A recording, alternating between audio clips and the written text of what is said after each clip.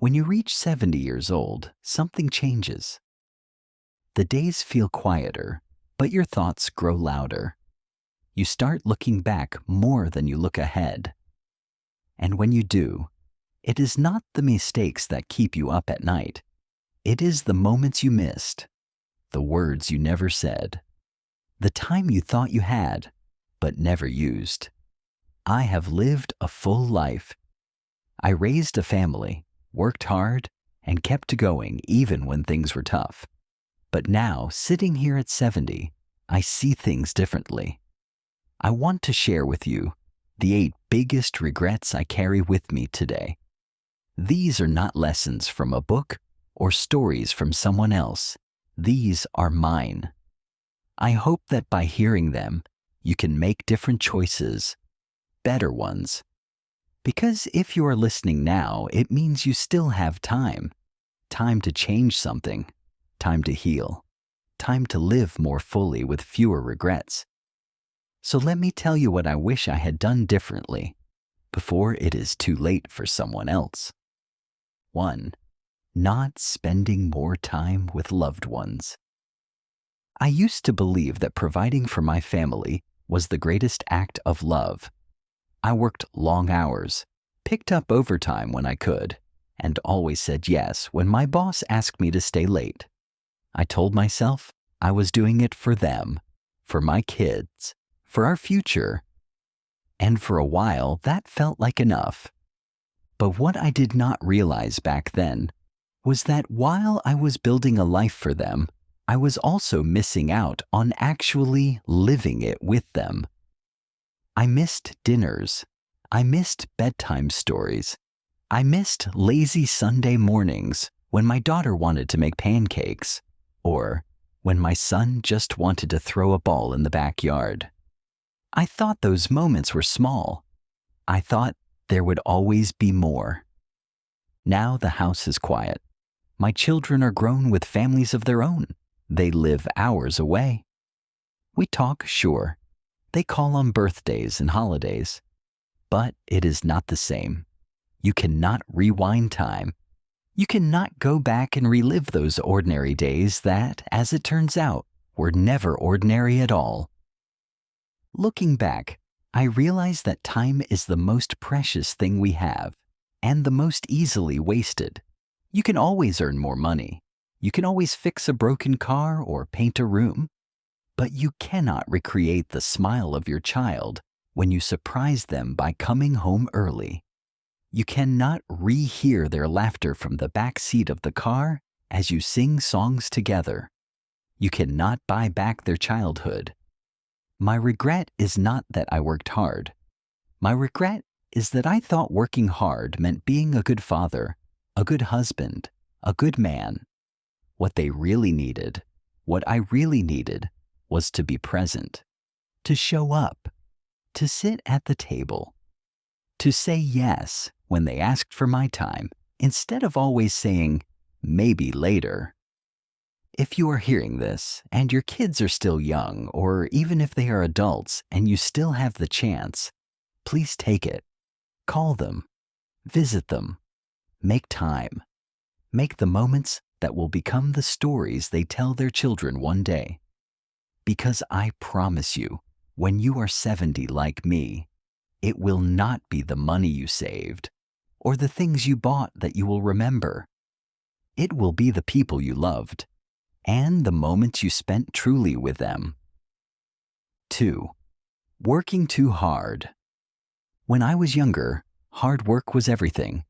I came from a family that taught me to keep my head down, show up early, stay late, and never complain. That was the way you earned respect. That was how you moved up in life. And so I did exactly that. I gave everything I had to my job. Promotions came. Raises too. I provided well for my family. We had a roof over our heads and food on the table. By every definition of success, I had made it. But the truth is, I gave my best energy to the office, my patience, my creativity, my passion. All of it was poured into meetings, deadlines, and clients who forgot my name the day I retired. And by the time I got home each evening, I was too tired to truly be there. My wife would ask how my day was, and I would just nod. My kids would want to play or tell me about school, and I would say, "Not now." And then years passed. The kids grew up. My career ended. I stepped away from the job that took so much from me. And suddenly I realized I had no idea how to simply live. I had defined myself by my work for so long that when it ended, I felt empty. What was all that effort for? Now I do not remember the big deals I closed or the reports I stayed up late to finish. What I remember are the things I missed, the dance recital I skipped for a business trip, the family vacation I canceled because of a work emergency, the quiet Saturday mornings I spent buried in my laptop while life happened around me. I am not saying do not work hard. Work is a part of life. Providing for your family is noble, but do not let it consume everything. Do not wait until you retire to start living. Make space for joy now. Protect your time. Protect your energy. Take the day off for your kid's birthday. Say no to that extra shift once in a while, and say yes to sitting on the porch with your spouse as the sun goes down. Because in the end, no one gives you a trophy for missing your life. 3. Not taking care of my health sooner. I always thought I was invincible. When I was in my 30s and 40s, I laughed at people who woke up early to exercise. I ordered whatever I wanted at restaurants. I told myself, life is short, enjoy it. And to be fair, I did enjoy it. But here is the thing. Life is short, but it feels a whole lot longer when your body starts to slow down and every small task becomes a challenge. Bending down to tie my shoes, climbing a flight of stairs. Even walking to the mailbox can leave me winded on certain days. I wish I had taken care of myself earlier. I wish I had moved more, eaten better, slept more, stressed less. Not because I wanted to look good, but because I wanted to feel good. I wanted to have energy, to stay strong, to be here longer for the people I love. I remember my doctor warning me when I was in my 50s. My blood pressure was high. My cholesterol was climbing. But I brushed it off. I said, I feel fine. And I did. Until I didn't. And by the time I felt the consequences, it was harder to undo what had already been done. If I could speak to my younger self, I would say, your health is not something you can buy back later. Take the walk. Skip the soda. Get the checkup. Say no to the third drink. Say yes to rest. Your future self will thank you. Now I do my best. I walk when I can. I eat my vegetables. But there's only so much you can do when your body has spent decades being ignored.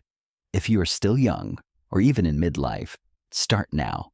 Small choices matter. Daily habits matter. Because one day, your life will slow down whether you like it or not. The question is, will your body be ready to enjoy it with you? 4. Not saying how I truly felt. If I had to name one thing that built the greatest distance in my life, it would be silence. Not angry words, not bad decisions, just silence. The things I did not say, the feelings I kept hidden, the truths I never shared. I grew up in a time when you were taught to hold things in, especially as a man. Emotions were something you kept to yourself. You did not cry. You did not show fear. You did not say, I love you, unless it was a holiday or someone was leaving for a long time. I thought that was strength. I thought I was protecting people by keeping my feelings private. But now, at 70, I see how much I lost by staying quiet. I wish I had told my children how proud I was of them. More often, more clearly. and in the moments when they really needed to hear it. I wish I had told my friends how much I valued their presence in my life. I wish I had told the people I hurt that I was sorry and meant it. I wish I had let myself cry in front of others when I was overwhelmed instead of pretending I had it all together. There were times my kids did something remarkable, won an award, overcame a challenge, made a brave decision, and I felt pride bursting inside me, but I just nodded and said, "Good job." Looking back, that was not enough. They deserved more than a pat on the back. They deserved to hear, "I'm proud of the person you're becoming." They deserved to see the tears in my eyes when I meant it. There were also times I was hurting, times I was scared, times I felt completely alone, even surrounded by people. But I never asked for help. I never said, "I'm struggling." I carried my pain like a secret, and in doing so, I pushed people away without realizing it. Words can connect us or divide us. And what I have learned, sometimes too late, is that unspoken love can feel like absence. Unspoken pain can grow into resentment, and unspoken truth can become a burden that weighs down every relationship you have. So if you feel something, say it. Tell your parents you love them.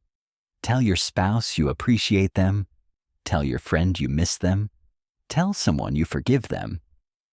And if someone hurts you, tell them too, not to blame, but to heal. I do not have many years left, but I speak more freely now. I tell my children I love them every time we talk. I thank the nurse who checks my blood pressure. I let people see me when I am vulnerable, and I let them in.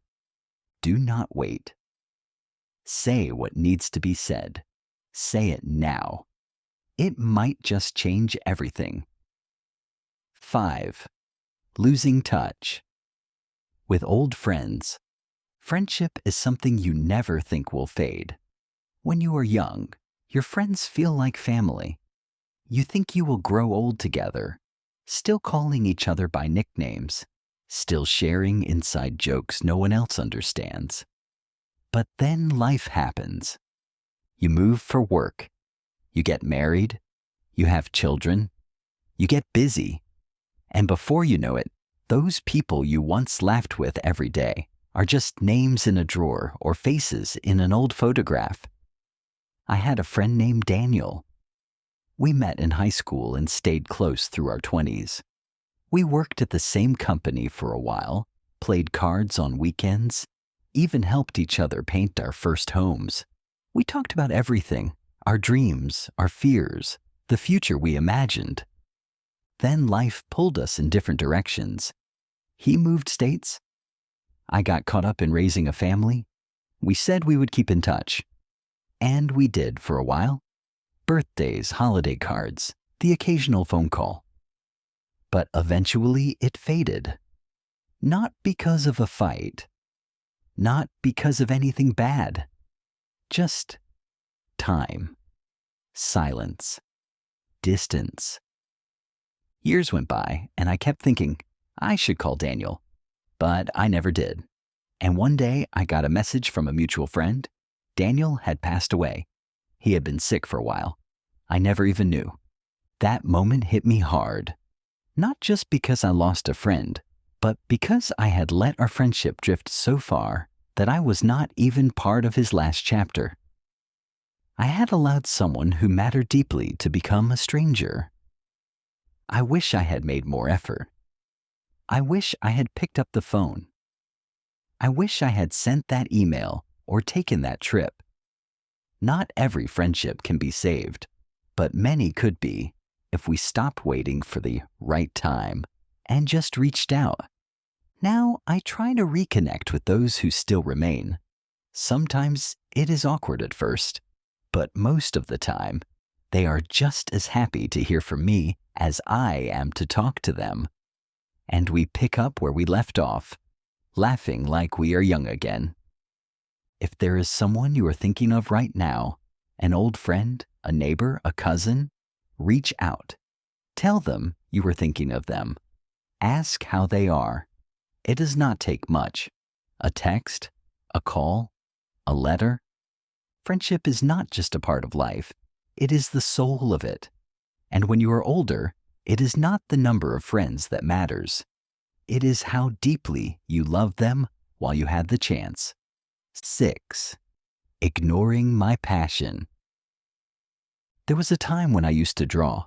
I would sit on the porch with a sketch pad and lose myself in shapes and lines. It was never for money, never for show. It just made me feel alive. But as I got older, I was told to focus on real things. Get a job. Make money. Be practical. So I put the sketch pad away. I told myself I would come back to it one day when I had more time, more freedom. That someday never came. Decades passed. Life happened.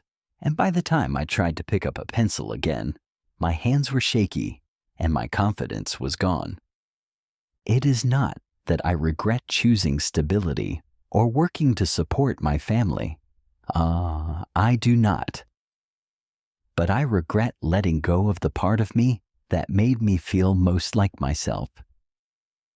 Every person has something that lights them up inside. For some, it is painting. For others, it is music, gardening, writing, building things, dancing, baking. Something that makes you lose track of time. Something that is not about success or achievement, just joy. I pushed that part of myself aside for too long. I thought being an adult meant sacrificing those little things. But now I see that those little things were what made life rich. You do not have to choose between responsibility and passion. You can make space for both.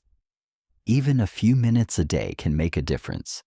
When you honor the part of you that creates, that dreams, you are not just living, you are becoming. Now in my 70s, I draw again. Not every day, not perfectly. But when I do, I feel a piece of myself return. I feel younger. I feel whole. So if you have something you love, something that has always called to you, do not wait. Do not tell yourself it is too late or too silly. The world does not need more perfect people. It needs more people who are alive, who are lit up from within. Find your passion. Return to it. It has been waiting for you. 7. Holding grudges too long. When you get to be my age, you begin to see time differently. You start to realize how much of it you spent carrying things that were far too heavy. Things like anger, pride, and the old wounds that never really healed because you never let them. I held on to grudges for longer than I care to admit. Some of them were small. A friend who said the wrong thing at the wrong time. A neighbor who offended me years ago. Others cut deeper. Arguments with my brother. Moments with my children where hurtful words were exchanged, then never talked about again. I used to think that staying silent, keeping my distance, or cutting someone off was a form of strength. I convinced myself that I was standing my ground, protecting myself. But the truth is, I was only hurting myself more. The anger didn't protect me. It isolated me. It built walls around my heart that even the people I loved could not get through. I remember the last real conversation I had with my brother. We argued about something trivial. Money, I think, or maybe something said in frustration. I told him I needed space. That space turned into years. I kept thinking I would call him someday, but someday never came.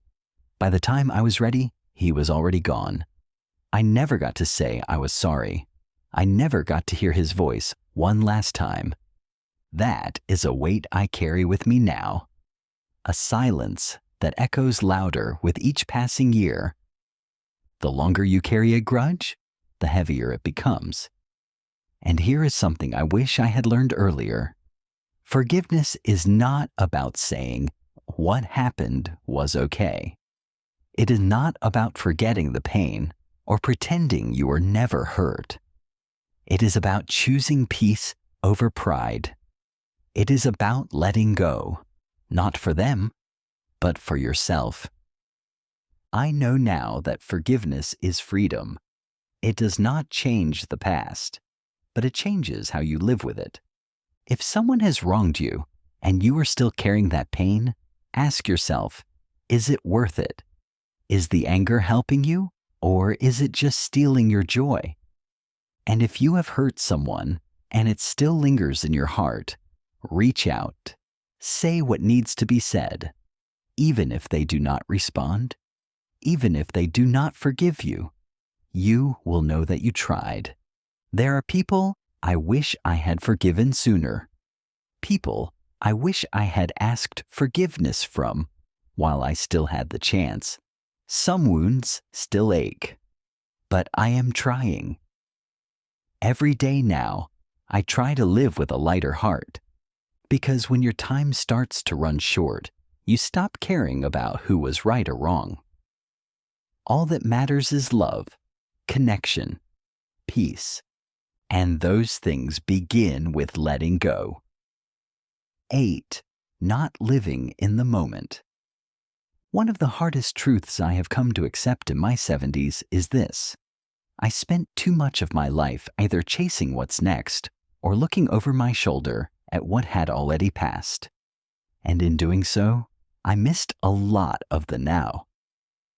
I remember sitting at dinner with my family, my body there, but my mind somewhere else, thinking about deadlines, worrying about bills, planning for a future I never seemed to reach.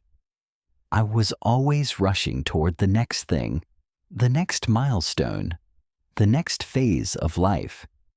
I told myself, once the kids are older, I'll slow down. Then it became, once I retire. And now I sit here and realize I never really learned how to be where I was. I missed so many small, beautiful moments because I thought they were just fillers between the important stuff. But the truth is, they were the important stuff. The way the sunlight came through the kitchen window while my wife brewed coffee. The sound of my kids' laughter echoing down the hallway. The quiet of a Sunday afternoon with nothing on the calendar but time to breathe. I used to think being productive meant being successful, but now I think being present. That's what real success looks like. Being in the moment, really seeing it, feeling it, letting it matter. Even now, in my older age, I catch myself drifting, thinking about what I should have done, where I might have gone, what life could have looked like if I had chosen differently. But I've come to learn that peace only lives in the present. The past cannot be changed. The future is never promised. All we truly have is this moment, right here, right now. And the beauty is, this moment is enough. I look at my grandchildren now, and I try to do things differently. I sit on the floor with them. I listen to their stories, even if they do not always make sense. I watch the wind in the trees. I sip my tea slowly. I breathe deeper, because I finally understand that this moment, no matter how ordinary it seems, is precious. And once it passes, it is gone. If I could give one gift to those younger than me, it would not be money or advice. It would be the ability to stop and truly live the moment they are in. To understand that their life is not just made of big events and turning points, but a million little seconds that are quietly shaping who they are. So pause, look around, feel the air on your skin, hear the voice of the person next to you, taste your food, laugh deeply, cry when you need to, Do not miss the life that is happening while you wait for a better one to arrive. Because someday, you might find yourself at 70, like me, looking back, not at what you did, but at everything you were too busy to notice. And that might just be the greatest loss of all. Now that I've shared these 8 regrets, I want to tell you something important, something I wish someone had told me sooner. Regret is heavy, yes, but it's also a teacher. It shows us where we lost our way, not to punish us, but to gently guide us back. And as long as you're still here, breathing, waking up each day, there is time. Time to mend what was broken. Time to reach out to someone you've lost touch with. Time to say, I'm sorry. Time to say, I love you. Time to take better care of your body, your spirit, your dreams. Time to let go of the anger. Time to be present. Do not wait for retirement to start living. Do not wait for a wake-up call to start caring. The small, quiet moments, those are the ones that shape your story. The touch of a hand, the sound of shared laughter, the comfort of simply being with someone you love. That's where life is happening. Looking back on 70 years, I can tell you this. Life is not about being perfect. It's about showing up, again and again, with a little more love, a little more grace, a little more presence. So if one of these regrets spoke to you, let it move you. Let it remind you that your story is still being written, and you have the power to make it one you'll be proud of. Live fully, love openly, forgive quickly, be present. That's what I would do if I could start over. But since I can't, I'm telling you, while there's still time, live the kind of life you won't have to look back on with regret. Thank you for listening.